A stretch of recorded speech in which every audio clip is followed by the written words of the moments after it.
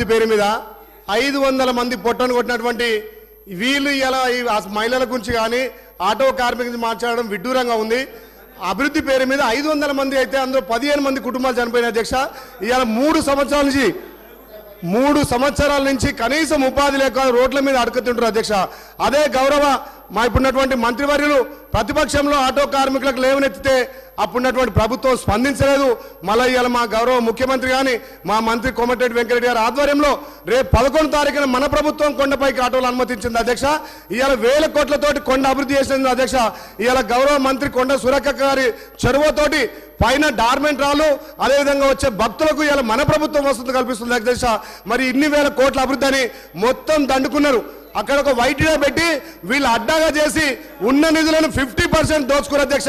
యారుటను ఇప్పుడు మన ప్రభుత్వం వచ్చినాకనే మా అక్కగారి ఆధ్వర్యంలో ప్రక్షాళన చేసినాం. ఇలా వచ్చే పంతులు అక్కడ ఉన్నటువంటి పంతులకు కూడా ఏ రకంగా సౌకర్యాలు అధ్యక్ష. నిజంగా పేరుకే యారుటను అడ్డాగా మార్చుకొని వైటీల ద్వారా 50% నిధులు కల్వకుంట్ల కవితకు ఇవాళ ఇక్కడ ఉన్నటువంటి జగదీష్ రెడ్డికి పోయినా తప్ప ఎవరు పోరు అధ్యక్ష. ఇలా యారుట పూర్తిగా అద్మాన పరిస్థితిలో ఉంది. ఇలా మనం వచ్చిన తర్వాత ప్రక్షాళన చేస్తున్నాం అధ్యక్ష. గౌరవ ముఖ్యమంత్రి చొరవతోటి ఇలా యాదాద్రి పల్లా రాజేశ్వర రెడ్డి గారు అధ్యక్ష, మీరు మంత్రులకు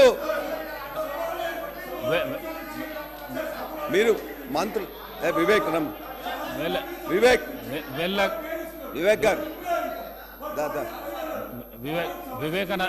వివేకానంద గారు వివేకానంద వెళ్ళకు రావద్దండి, వెళ్ళకు ప్లీజ్.